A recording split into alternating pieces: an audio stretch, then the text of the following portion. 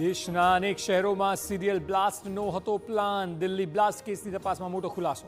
એજન્સીઓની સતર્કતાથી ટળી દુર્ઘટના.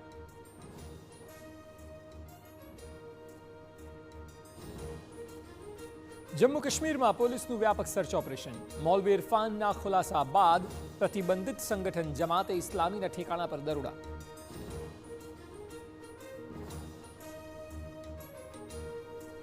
દિલ્હી વિસ્ફોટ બાદ એલર્ટ પર ગુજરાત. સુરત નજીક દરિયાકાંઠાની સુરક્ષામાં વધારો. તમામ સ્થળો પર પોલીસનો બંદોબસ્ત.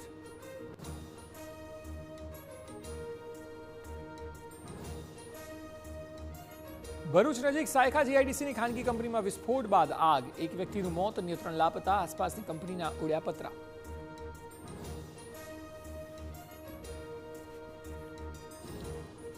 બીઝેડ સ્કેમ મામલે ફરી તપાસનો ધમધમાટ. હિંમતનગર, બાયડ અને પાલનપુરથી 3ની ધરપકડ. ભૂગર્ભમાં રહેલા 3 એજન્ટો ઝડપાયા.